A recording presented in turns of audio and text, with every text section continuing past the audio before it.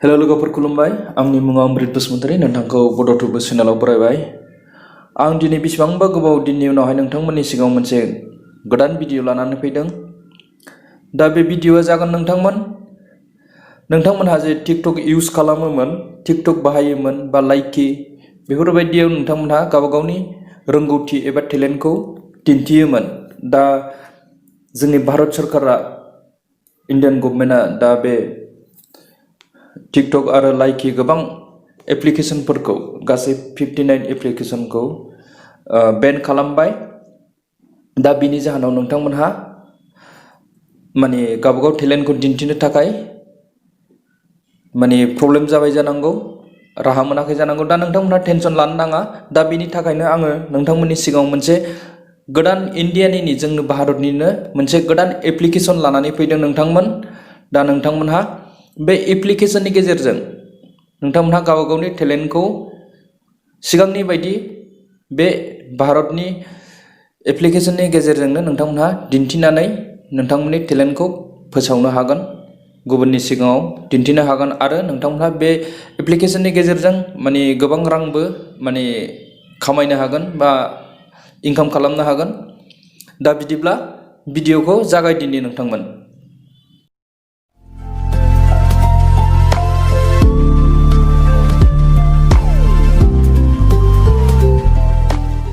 जे नोंथांमोन आङो जे एप्लिकेशननि खोथा बुंदों टिकटक आरो लाइकी बेफोरनि जायगायावहाय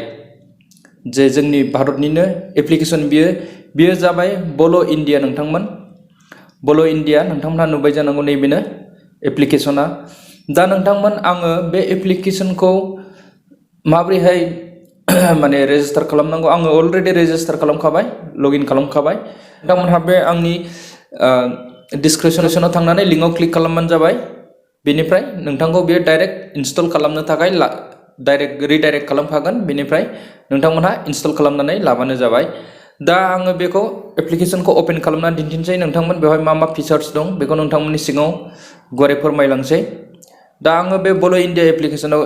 क्लिक खालामबाय अब्ला बेबायदि इन्टारफेस फैगोन नायदो नोंथांमोन बेबायदिनो माने गोबां सुबुङा माने बेखौ डाउनलड खालामबाय नोंथांमोन प्ले स्ट'राव नोंथांमोना थांनानै नायनो हागोन माने बेनि रेटिंआ जोबोद मोजां दासिमबो इसेबां माने सुबुङा बेखौ माने इनस्टल खालामाखै दा बिसोरो नै इउजार गोजा दा नोंथांमोनहाबो थिग बेबायदिनो थाबैनो गावबा गावनि आइडिखौ बानायनानै माने गावबा गाव टेलेन्टखौ बे एप्लिकेशननि गेजेरजों बल' इन्डियानि गेजेरजों नोंथांमोनहा माने सिगाङाव जेरैहाय टिकटक बा लाइकी बेफ्रावहाय नोंथांमोनहा दिन्थियोमोन बेबायदि दिन्थिनो हागोन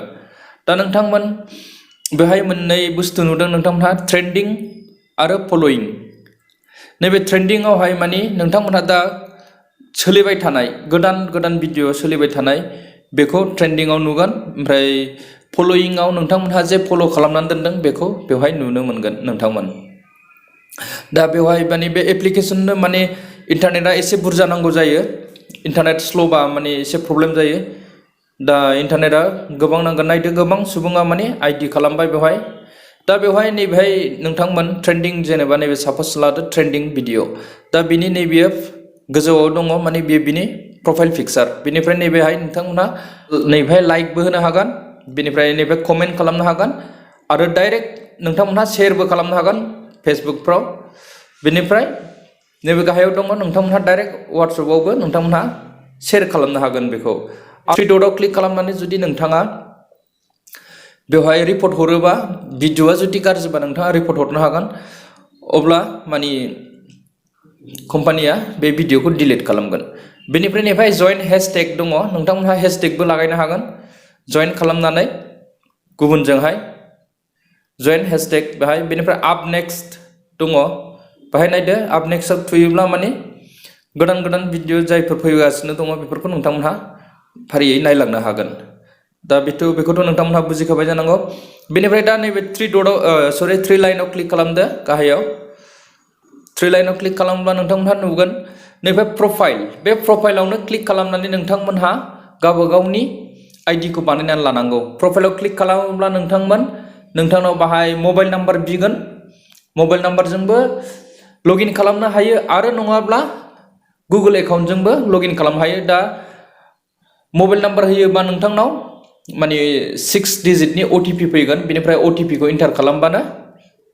आइडिया जानानै फैगोन, लगइन जानानै फैगोन। माने बेनिफ्राय OTP फैनायाव एसे टाइम लायो, इन्टारनेट मोजां नांगोन, इन्टारनेट स्ल'द्राय जायगायाव खालामनो नाङा, एसे इन्टारनेट मोजां नांनाय जायगायाव थानानै खालामबानो जाबाय। माने OTP नों मबाइल नाम्बार होनानै कन्टिनिउ थुनाय लोगो लोगो नोंथांनाव OTP फैगोन, बेनिफ्राय OTP खौ एन्टार खालामनानै नेक्स्ट थुबानो नोंथांमोनना आइडिया जानानै फैगोन। दा आङो आंनि प्रफाइलाव थुनानै नायनोसै, दिन्थिनोसै, आंना जाबाय। आङो ओरैनो माने दिन्थिनो थाखाय माने ओरैनो 3 भिडिअ आपल'ड खालामदों। दा बेवहाय भिउसखौबो नोंथांमोनहा नुगोन 317, बेनिफ्राय फल'वार्सआथ' गैयानो। माने आं ओरैनो भिडिअ नोंथांमोननो दिन्थिनो थाखाय बानायदों। बेवहाय नोंथांमोनहा कभार फट'बो आपल'ड खालामनो हागोन, बेनिफ्राय प्रफाइल फट'। दानिया फैबावदो नेक्स्टआव, बेखौथ' बुजिखाबाय। रिफार एन्ड आर्न, नोंथांमोनहा रिफार खालामनानैबो बेवहाय मानि आर्न खालामनो हागोन। रिफार खालामनानै गुबुन सोरनोबा माने नोंथांमोननि लोगोफोरनो, फ्रेन्डफोरनो जुदि रिफार खालामनानै बे नोंथांनि लिंकआव क्लिक खालामनानै जुदि डाउनल'ड खालामोब्ला नोंथांमोनहा बेनिफ्रायबो माने फैसा माने रां खामायनो हागोन। रिफार एन्ड आर्ननिफ्राय लिरनाय दंखायो। दानिया नेक्स्टआवहाय बल' एक्सन इनसाइट, नैबे नायदो नोंथांना दासिमावहाय माने बिसिबां माने भिडिअ आपल'ड खालामखो, बिसिबां मान्थ जाखो, कारेन्ट मान्थ बेसिबां माने लाइफ टाइमाव बेसिबां भिउस जाखो, बा लास्ट मान्थआव बेसिबां, कारेन्टआव बेसिबां शेयार जाखो, बेसिबां कमेन्ट, बेसिबां लाइक, गासिबो बेवहाय श' जाजोबगोन। आरो कामिं सुन आर्निंस, नैबेहाय नोंथांनि इनकाम, जे नोंथाङा जे खामायगोन बे भिडिअनि गेजेरजों नोंथांनाव जे रां हाबफैगोन, बेखौबो फैगासिनो समाव नुनो मोनगोन। दा कामिं सुन होदों बेखौ, कामिं सुन आर्निंस, बेखौ दा एसे उनावहाय मोनगोन नोंथांमोनहा बेखौ। आरो नेक्स्टआव नायबावनोसै। दानिया आपडेट इन्ट्रेस्ट, नोंथाङा मा बुस्थुआव इन्ट्रेस्ट दङ, मा बुस्थुआवहाय गोसो दं, बेखौ नोङो बेवहाय सेलेक्ट खालामनो हागोन। दा बेवहाय फिटनेस दं, fashion and beauty, shopping, reviews, technology, health, motivation, बे गासिबो दं। नोंथाङा बबेहाय नोंथांनि टेलेन्टआ, नोंथांनि रोंगौथिया बबेहाय दं, बा इन्ट्रेस्टआ बबेहाय दं, नोंथांनि गोसोआ, बेखौ नोंथांमोनहा सेलेक्ट खालामबानो जाबाय। बेनिफ्राय साबमिट होबानो जाबाय। बेखौ सेलेक्ट खालामथारनांगोन। बेनिफ्राय चेन्ज लेंगुवेज, भाषाखौ, रावखौबो सोलायनो हागोन। बाहाय नों हिन्दी दं, इंलिस दं, माराठी दं, बांला दं, गुजराती, गासिबो दंजोबो आरोखि। दा बेखौ नोंथांमोनहा सोलायनो हागोन। आरो बिनिफ्राय गाहायाव फैबावदो आर्न मानि उइथ भिडिअस, भिडिअजों माने नोंथांमोनहा रां खामायनो हागोन। दा बेखौ नायबानो जाबाय। बेखौ नोंसोरो फरायनानै नायदो, बेसेबां फल'वार्स नांगौ आरो बेसेबां फल'वार्सआव बेसेबां, बेखौ नोंथांमोनहा फरायनानै नायबानो जाबाय। नङाबा आं फरायनानै खोन्थायोबा भिडिअ गोलाव जागोन। बबे भाषायाव, बबे रावनि भिडिअआवहाय बेसेबांथा माने फल'वार्स नांगौ, बेहाय लिरनाय दंजोबखायो। आरो मान्थलि बेसेबां नोंथांनाव भिउस जानांगौ, बेबो बेवहाय लिरनाय दं। ओमफ्राय बेसेबां इनकाम फैगोन, बेबो नै गाहायाव नोंथांमोनहा नायनानै लाबानो जाबाय। आरो दानिया सेन्ड फिडबेक, नोंथांनाव जुदि माबाफोर प्रब्लेम जादोंबा बेखौ सेन्ड फिडबेकआव थांनानै नोंथांमोनहा फिडबेक खालामहरनो हागोन। बेनिफ्राय टार्म्स एन्ड कन्डिसनखौबो नोंथांमोनहा फरायनानै नायबानो जाबाय। मा लिरनाय दं, माने टार्म्स एन्ड कन्डिसनखौबो मिथिनानै लानाया गोनां। दानिया मोनसे दंबावो, कमप्लिट इउर केवाइसि माने नोंथांना जुदि डेभेलप जाबायबा, एसे सिगांग्रो खालामाबाबो जायो। नोंथांनि चेनेला, नोंथांनि जुदि आइडिया डेभेलप जाबायबा, नोंथाङा बाहाय केवाइसिबो आपल'ड खालामनो हागोन। बेवहाय माने नोंथांनि गासिबो डिटेलखौ होदो, मुं आरो डेट अफ बार्थ गासिबो। बेनिफ्राय 7 कन्टिनिउआव क्लिक खालामदो। बेनिफ्राय नोंथाङा नैहाय सेलेक्ट खालामनांगोन नोंथांनाव भटार आइडि दं ना, ड्राइभिं लाइसेन्स ना, पासपर्ट, बेखौ खालामनानै बिनि फट' आपल'ड खालामनांगोन बेवहाय फिउचाराव, सिगाङाव नङा, उनावहाय आरोखि। बेनिफ्राय दाना भिडिअखौ माबोरै आपल'ड खालामनो नोंथांमोनहा, दा भिडिअ आपल'ड खालामनो थाखाय नैबे प्लास निशानाव क्लिक खालामनांगोन। बेनिफ्राय बेबायदि नोंथांमोनहा नैबे केमेरानि माबायाव फ्रन्टजोंबो खालामनो हागोन बेक रियारजोंबो खालामनो हागोन नैबेहाय राउन्डआव क्लिक खालामबानो भिडिअ जागोन आं दा भिडिअ खालामनाय नङा आरो नोंथांमोनहा जुदि भिडिअ बानायखानाय दङ नोंथांनाव अब्ला नैबेहाय क्लिक खालामदो भिडिअखौ सेलेक्ट खालामनानै बिनिफ्राय नोंथाङा आपल'ड खालामबानो जाबाय आरो नैबे नटिफिकेसन दं नटिफिकेसनाव क्लिक खालामोबा नटिफिकेसनखौ अन खालामनानै लायोब्ला नोंथांनाव माने